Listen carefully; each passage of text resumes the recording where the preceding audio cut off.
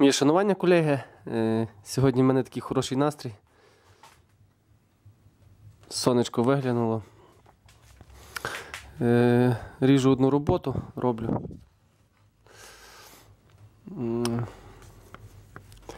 Верніше, вже практично зробив. От таку деталюшку, такий декор.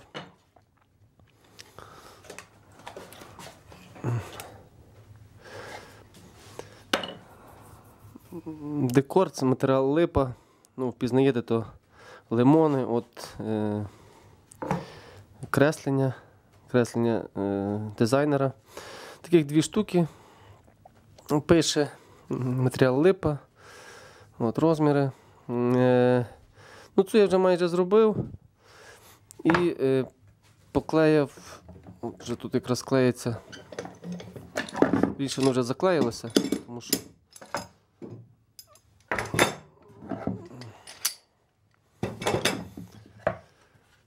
приклеїв через... Тихо, бо щось приклеїлося. Де моя киянка?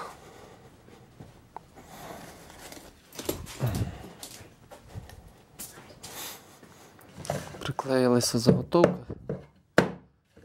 Тихо. Чого ж ти тут приклеїлася?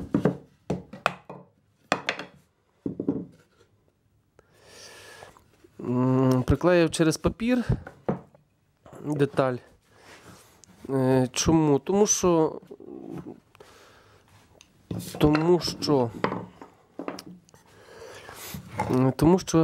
бачимо, як відслоїлося. Тут. То я приклеїв на гарячий клей. Дуже незручно, коли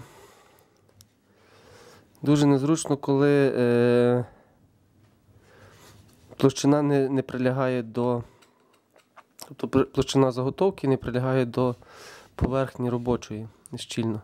Тому що якщо я хочу пройти тут по контуру, я заколюю стемескою і відламується там. Коли щільно прилягає заготовка, тоді я можу сміло по контуру проходити і нічого не відламається.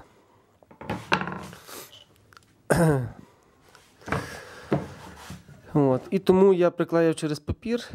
Тут я просто гарячим клеєм так похляпав кусочки тут, зафіксував. Вона вже практично 99% закінчена, ця робота. І вона просто буде в мене як прикладом слугувати. А цю я вирішив приклеїти через папір. Тобто тут клей ПВА стандартним класичним способом. Через клей ПВА, через бумагу і прижав. Лишив на ніч, прийшов і зараз буду різати. Не планував знімати відео по тому питанню, тому що тут треба швидко рішити ту задачу. Тобто вирізбити. Тому що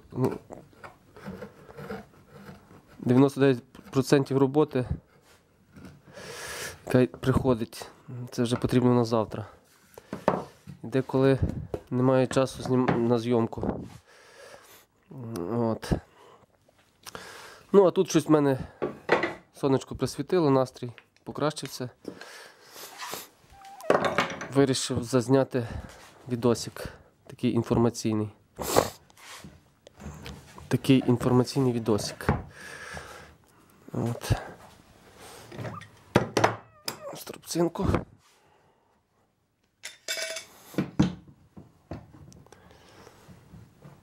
Думаю, і вам буде корисно, і мені також.